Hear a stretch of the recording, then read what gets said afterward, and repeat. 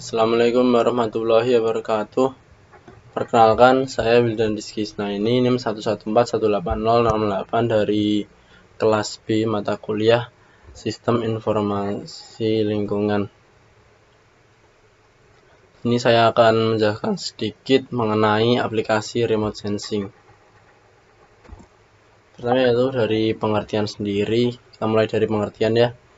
Pengertian remote sensing atau penginderaan jauh yaitu pendekatan yang digunakan untuk memperoleh informasi atau data atau objek dari suatu daerah dengan interpretasi tanpa menyentuh langsung objek tersebut.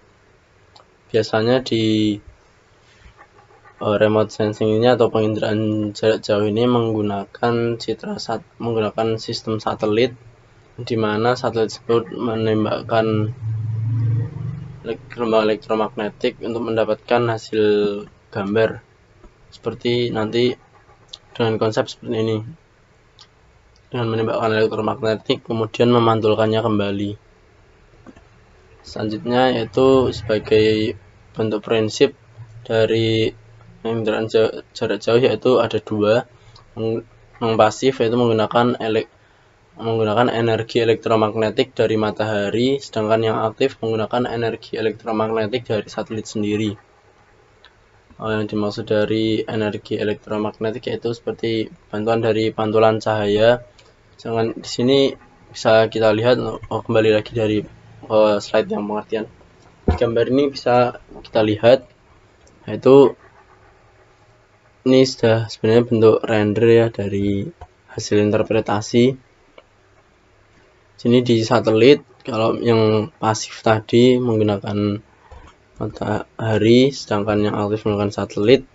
Kalau yang pasif sendiri yaitu pencahayaan tersebut dibantu dengan penangkapan gambar untuk mendapatkan objek itu dibantu dengan matahari, sedangkan yang aktif bisa langsung dari satelit sendiri. Seperti itu untuk prinsip. Kemudian aplikasi di bidang maritim, yaitu Indonesia sendiri yaitu negara maritim yang luas, makanya kenapa penginderaan jarak jauh ini sangat penting di Indonesia.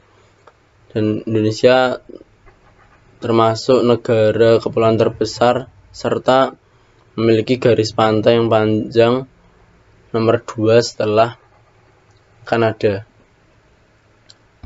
Untuk luasnya kemaritiman di Indonesia sendiri yaitu 2/3 wilayahnya itu terdiri dari laut. Hal ini tentunya akan bermanfaat jika pengaplikasian penginderaan jarak jauh di bidang maritim di Indonesia seperti ini. Untuk diseminasi informasi geospasial pulau, dapat pula data satelit penginderaan jauh untuk inventarisasi sumber daya kelautan, itu contohnya pengukuran suhu permukaan laut yang disebut SPL. Saya jelaskan sedikit untuk pemanfaatan SPL sendiri atau sistem pengukuran suhu laut, suhu permukaan laut, yaitu nantinya dari data-data yang didapat untuk mengetahui suhu laut bisa kita manfaatkan lagi sebenarnya untuk lebih ke pemanfaatan energi terbarukan seperti atau energi dari panas laut, seperti itu untuk pemetaan. Selain itu juga dari sumber daya maritim bisa juga menggunakan untuk menentukan persebaran rumput laut serta persebaran ikan, di mana di Indonesia sendiri yang luasnya daerahnya yaitu 2/3 dari laut. Untuk persebaran ikan, untuk kita perlu memanfaatkan dari adanya penginderaan jarak jauh ini, sehingga dari nelayan-nelayan lebih mudah untuk mendapatkan ikan di lautan.